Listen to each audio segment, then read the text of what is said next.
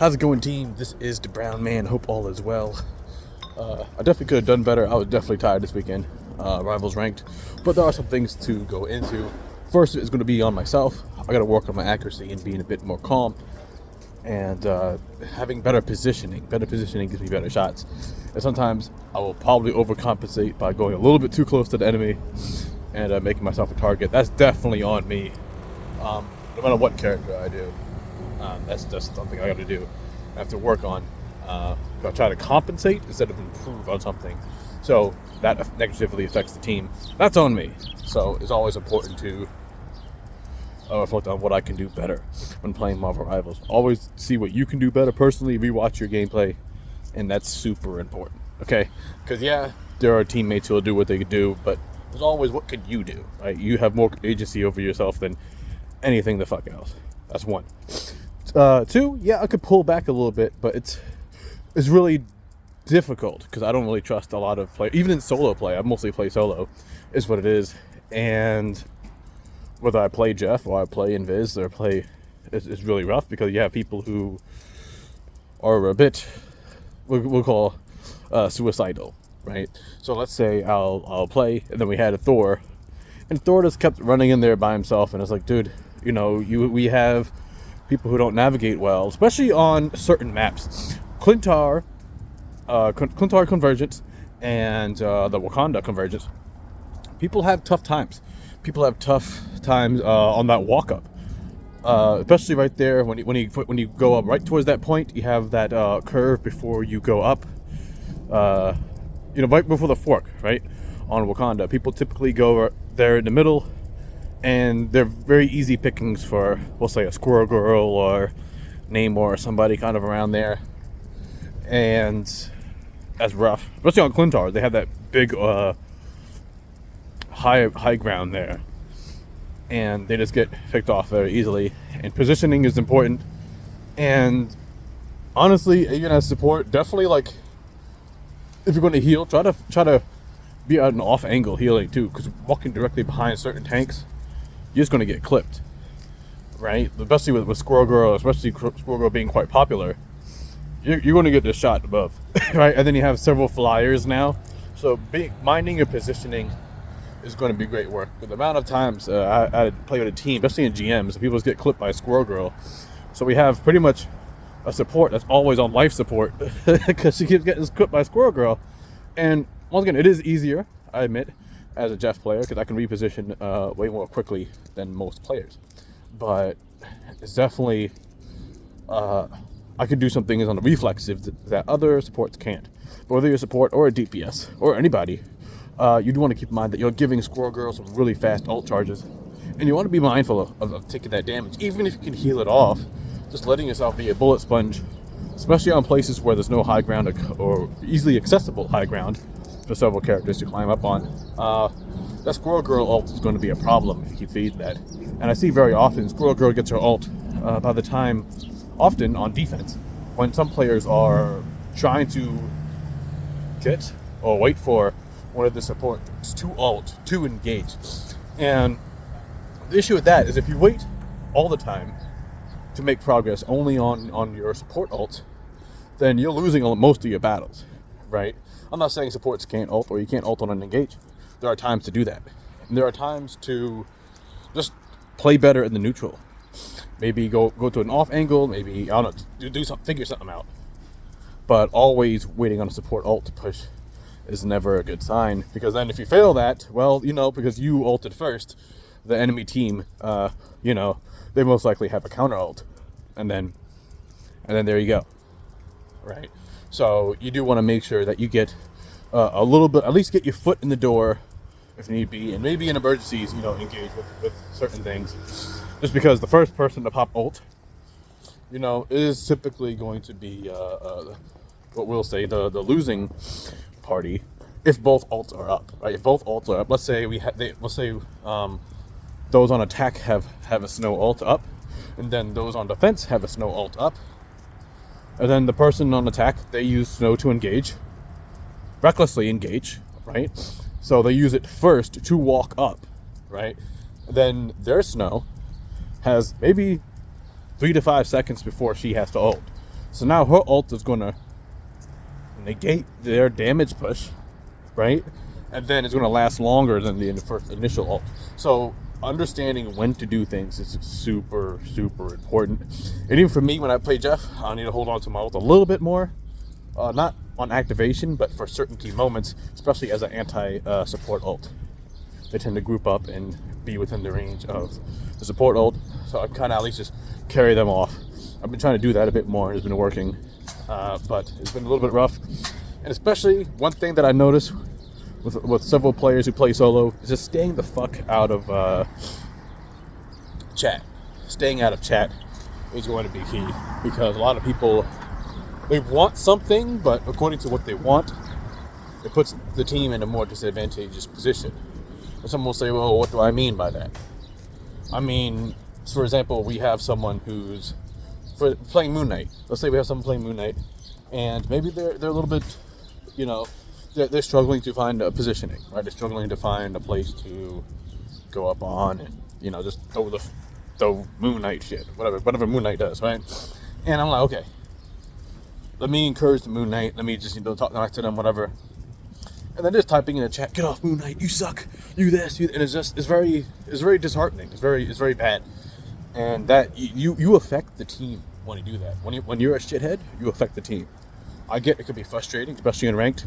I was playing ranked for a while, and even in lower GMs, people are experimenting with characters they don't normally play. I look at the record, I'm like, dude, you're experimenting in GM.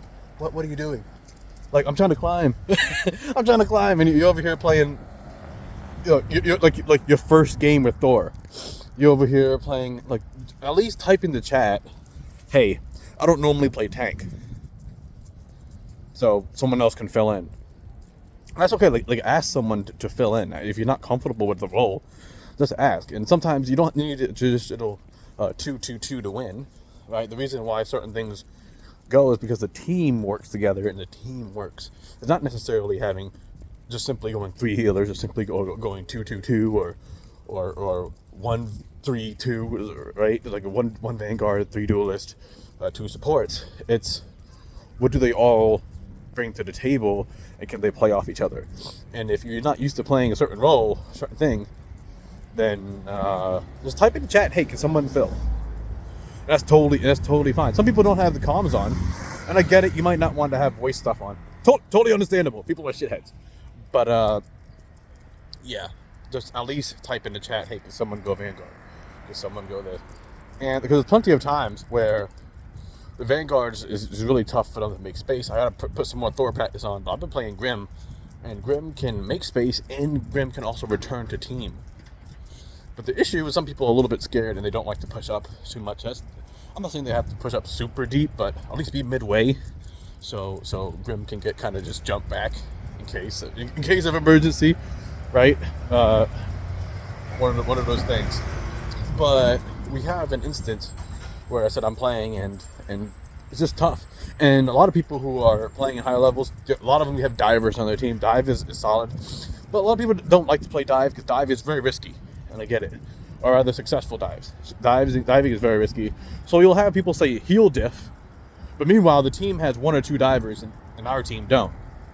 So we have no one bothering their backline. So there is a heal diff, specifically because we don't have a diver, which is, once again, totally fine, but it means people need to have super optimal positioning. They need to be like a SEAL Team 6 and able to get some great picks from the back line and have some great miracle shots, be able to pressure the back from, like, have some super cracked Black Widow who's like way in Afghanistan getting off these headshots.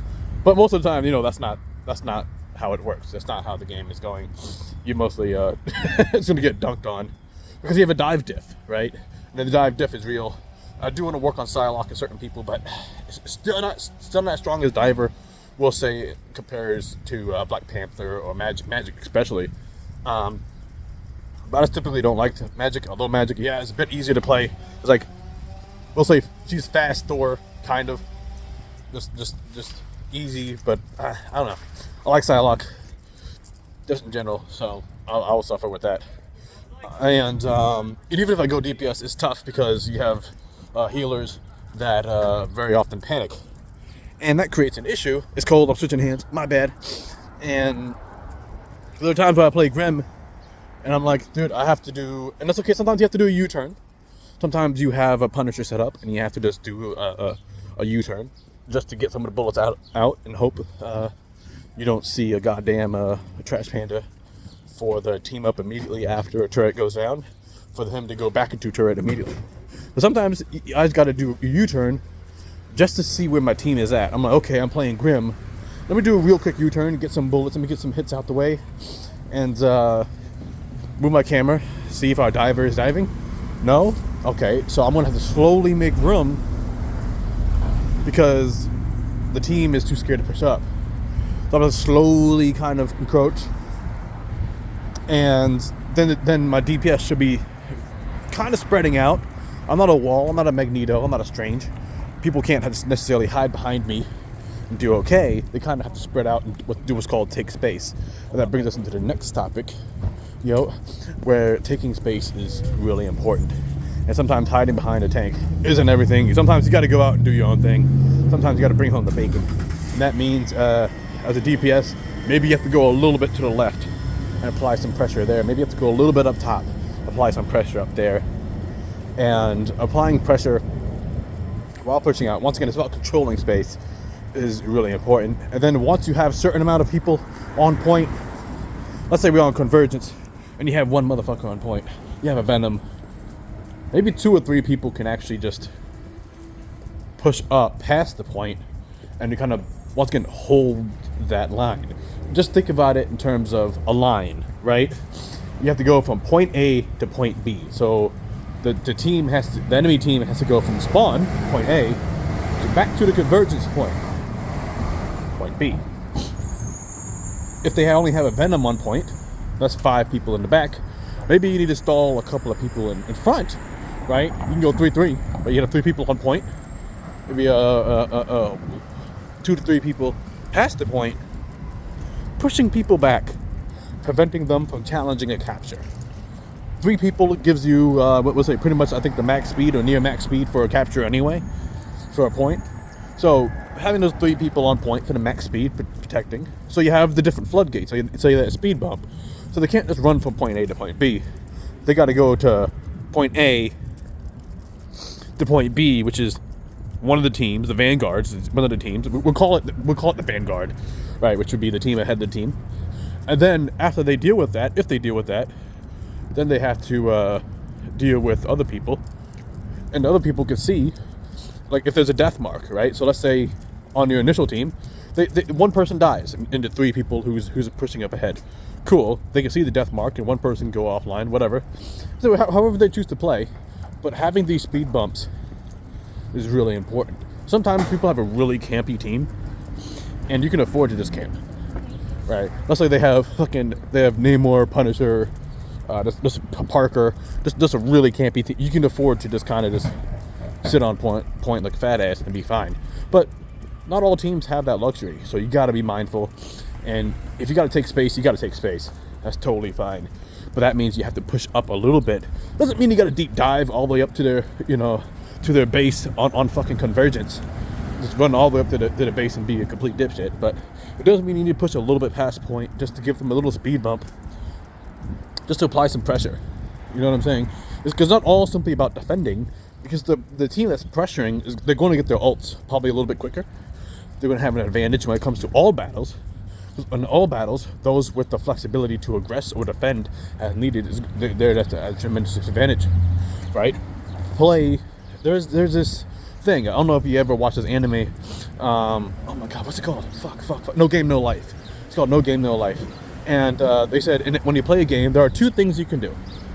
You can respond to an opponent's strategy, or you can push your own strategy. And when you are at an advantage, you push your strategy. And typically what I see a lot is people, once they have the advantage, they kind of just stop. And they let the enemy regroup. And then they respond, they wait to respond to the incoming enemy. And it's really passive. And I see that a lot of passive people get stuck. And yeah, it's very difficult. Because a lot of people mostly, especially when they play in a very protective mode or someplace where they have to defend a point, they typically take that as psychologically to be defensive. But in reality, if you are aggressive, then you are defending the point as well. Okay, it doesn't mean everybody has to go off point, but I keep seeing that as I go from GM to back to diamond, GM back to diamond. So part of it definitely is positioning. Another part is people being way too defensive when they shouldn't be. If you're having trouble pushing a team off a point, right? If you're having a lot of trouble pushing a team off a point, then you should almost never let them just walk back onto point for free, right? Especially if you really struggle with the team, and you got to be honest with yourself. Some people might just play better than you, but you can still win if you have a winning strategy. And if you have a tough time dealing with certain characters just doing really well against you, then you need to start pushing. You need to start getting them out of position, because when they're set up, that means when they're set up, they're going to beat you every time. So you're gonna have to prevent them from setting up. Also keep in mind intervals. So, right, you have a 10-second interval before you come back to life. If you kill people in the span of 10 seconds, maybe they'll wait for someone to come back, or maybe they'll come in waves, right? Maybe it's like you killed the Vanguard in 10 seconds, and then you killed another Vanguard within as the other Vanguard was on death cooldown or was on their way back. So they kind of have a Vanguard floating back and forth, right? People gotta think about waves and when to get a kill. Sometimes it's better to kill a support like a little bit later, right? Just in waves. Let's say they have 2 supports, and then they have 1 support that dies in a group fight. Maybe hold off on actually killing that one other support for a moment, and then maybe maybe do it like 5-10 seconds later to secure the KO. It sounds weird, but then they'll have 1 support in that team fight. So they have 1 support kind of lagging in the back. There's all this other stuff, man. I still have a lot to learn, but there's so much stuff that goes into these kinds of games. And this is my first hero shooter that I really got into. But much to learn. You guys be safe, stay hydrated, and of course, have a good one.